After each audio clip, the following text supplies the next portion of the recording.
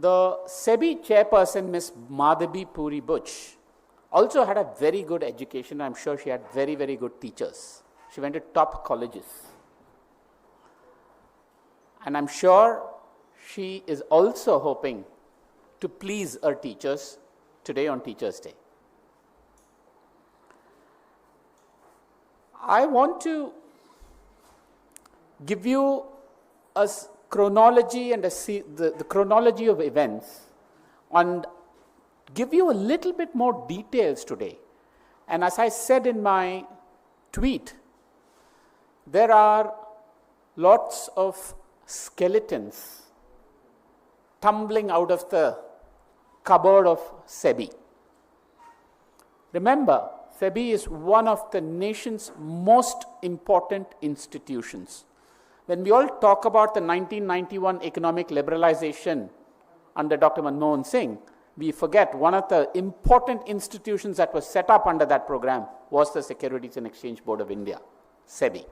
So it's a very, very important organization. So the chairperson of SEBI has a hugely important role in the country.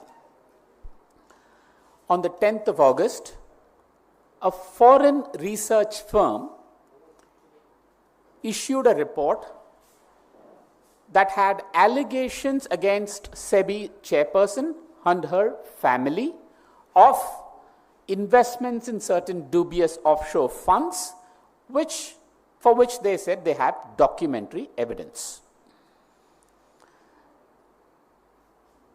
Now, this allegation was made by a research firm from outside. It was not made by a political party. It was not made by any opposition party. It was an allegation against an individual and her family about conflict of interest. What happened? What was the response? Cabinet ministers of the Modi government, BJP members of parliament came out and responded. Why? Why did BJP MPs and cabinet ministers respond to an allegation made by a foreign research firm on an individual, the chairperson of SEBI?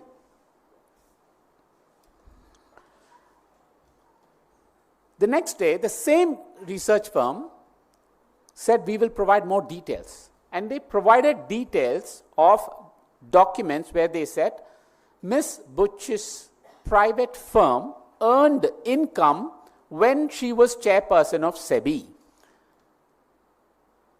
And she had a 99% stake in that company. So they asked for more details. What should have been done?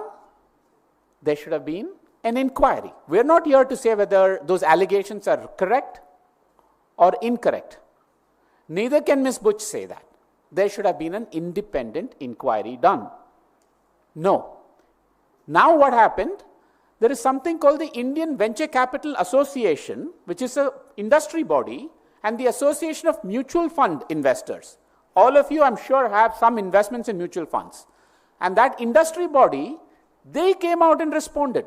Now, what is Indian Venture Capital Association and the Association of Mutual Fund Industries have to do with the allegation made by a foreign research firm against an individual?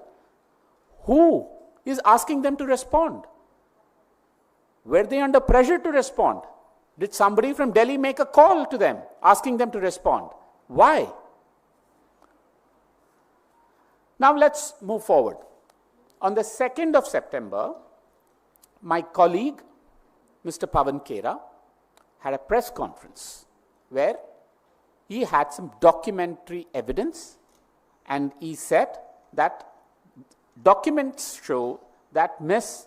Madhabi Puri Buch has earned income, or I think he used the word salary, but earned income from 2 places when she was still the chairperson of SEBI. Now the response came. This time the response came from ICICI Bank, because the allegation was that she earned income from ICICI while as chairperson of SEBI. Now, ICICI is only indirectly implicated in this allegation. the primary person who's been accused in this allegation is Ms. Buch. But the primary person never responded.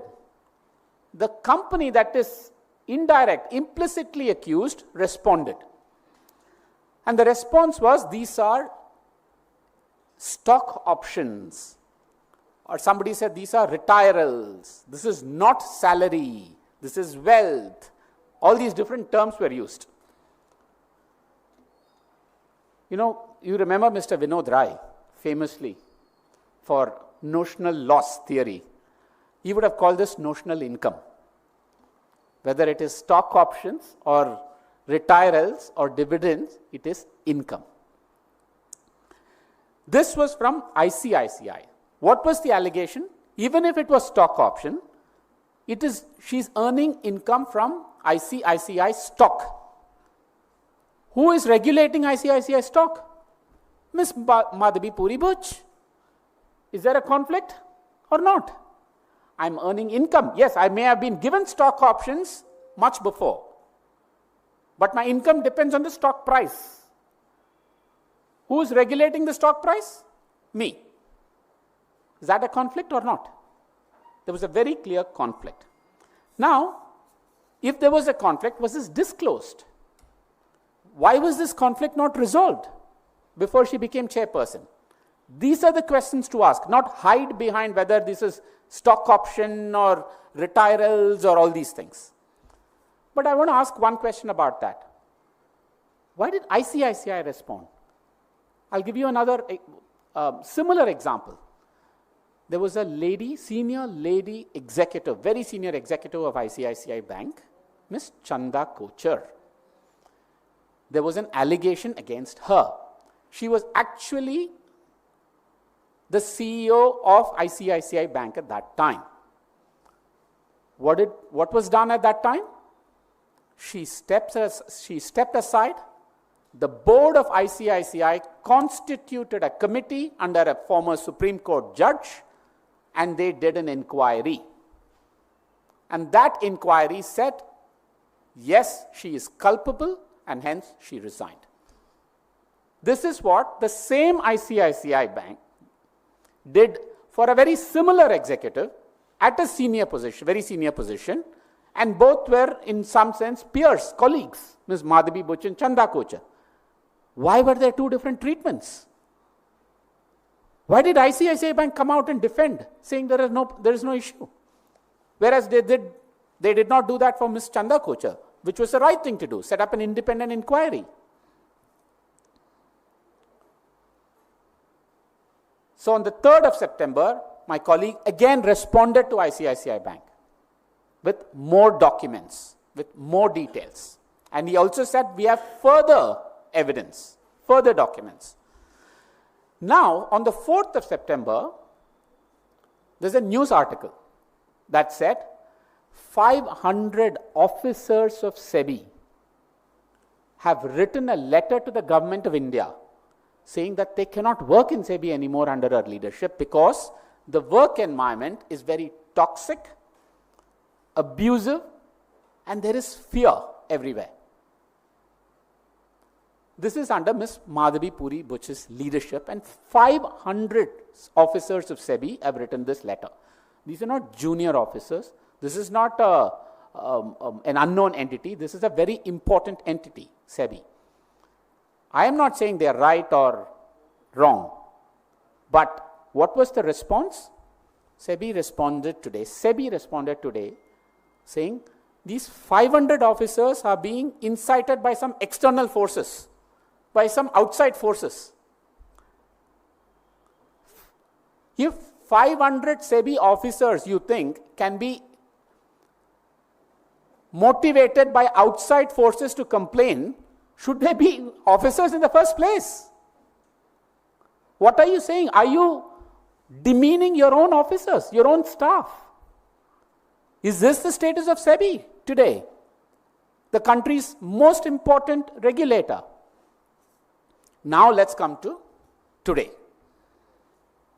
Today, there's another very damning news item. Again, remember, these are news reports. These are not Congress party allegations. These are news reports. And what does that news report say today? It said, Ms. Madhabi Puri Buch actually did have 2 employments. When she was at ICICI, she also was employed in what is called a private equity fund, an investment fund called Greater Pacific Capital. So she did have 2 employers at the same time. Again, this is a news item. Now I was curious. I said, let me go look at Greater Pacific Capital. What is this Greater Pacific Capital? Because please remember, I come from the industry. I have been in the fraternity. I have actually served on the Secondary Market Committee and the Primary Market Committee in SEBI when Ms. Buch was a whole-time member. So I understand this a bit. It turns out that the Greater Pacific Capital, the private equity fund, one of the key members of the leadership team is Mr. Shaurya Doval, the son of Mr. Ajit Doval. Now, Mr. Shaurya Doval can be an accomplished finance professional. Ms. Buch perhaps may have been recruited as another accomplished finance professional. It's possible. But given this long list of allegations and issues, does this not raise more concern?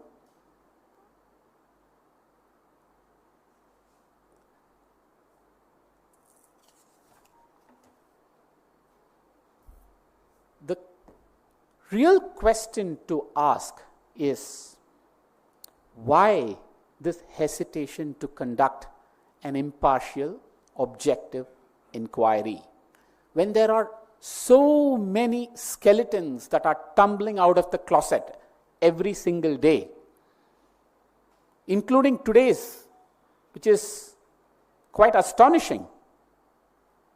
Then, should there not be an independent inquiry? As a former finance professional myself, I have personally received several calls from foreign investors asking, what is the status of the market regulator? Can we trust India's securities markets? What is happening with the integrity of the market regulator? Because remember, the strength of any securities market, equity markets, depends on the trust, integrity, and the strength of its regulator. The Congress party wants very strong, robust stock markets in the country. We want foreign capital in our stock markets. This is too important for the country. This is a national issue. If foreign investors are getting concerned and there are doubts about the integrity of India's stock markets because of a series of allegations against the chairperson of the market regulator, is it not in the national interest? Is it not in the national interest to conduct an inquiry, get to the root of this matter, and resolve it? In fact, that is exactly what we have done as a country. Remember the Satyam scandal, which rocked the markets? That's exactly what we did. And there have been other such scandals. But why? Why this hesitation to conduct an inquiry? There are many documents that are floating around from what is called whistleblowers, internal employees, insiders. In fact, there is a group of investigative independent journalists who also have a website where insiders are encouraged to blow the whistle and submit documents. It's apparently called indiawhistleblower.com, where the Congress party has nothing to do with this, but this is a group of investigative journalists and documents are pouring in. And there are more and more documents that are coming. So this is not healthy.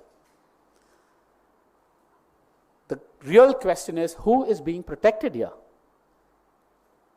Remember, soon after the election results, I sat right here along with Mr. Rahul Gandhi, and we raised the issue of exit poll stock market scam.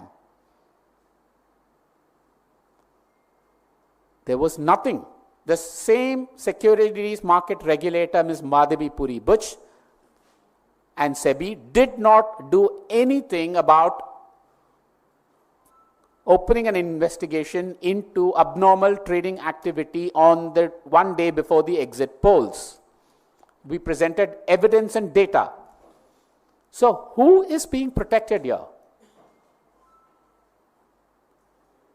Why this quiet, eerie silence on the part of the government and Ms. Madhabi Puri Buch? There will be many more such information and skeletons that will tumble out in the days to come if we do not put an end to this immediately and conduct an independent inquiry. Thank you.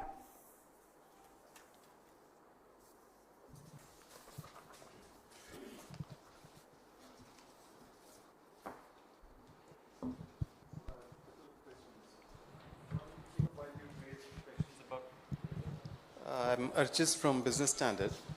I have a couple of questions. While you've raised questions about integrity and trust, but that doesn't seem to reflect in the market performance. It's going up and continues to attract investment. Second, do you think the larger issue is appointment of a private sector person, because there was no precedent before the current SEBI chief was appointed of a private person?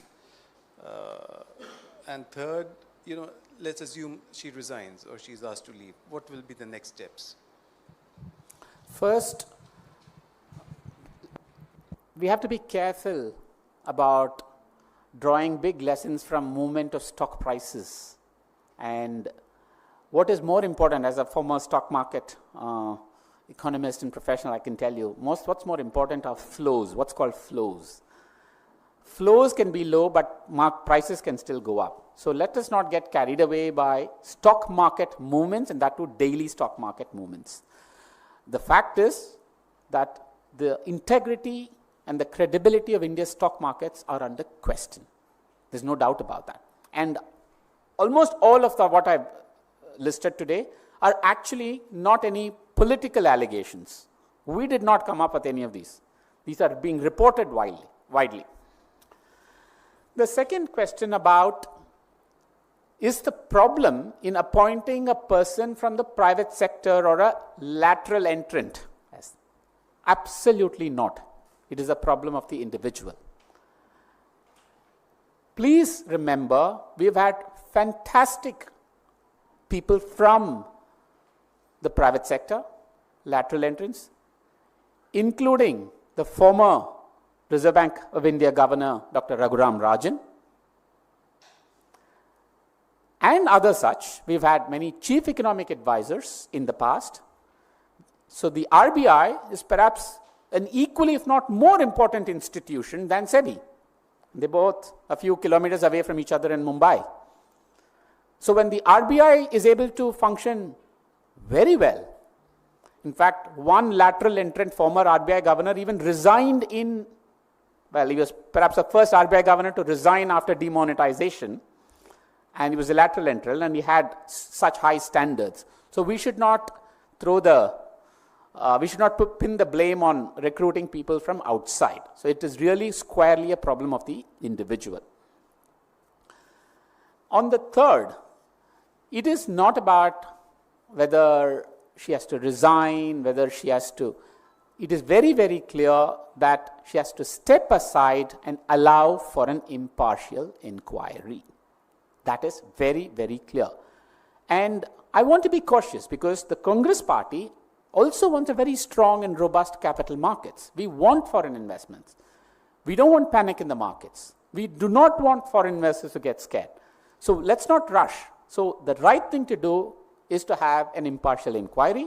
We're not saying resign. We step aside and allow for an inquiry. And based on that, let us take next steps.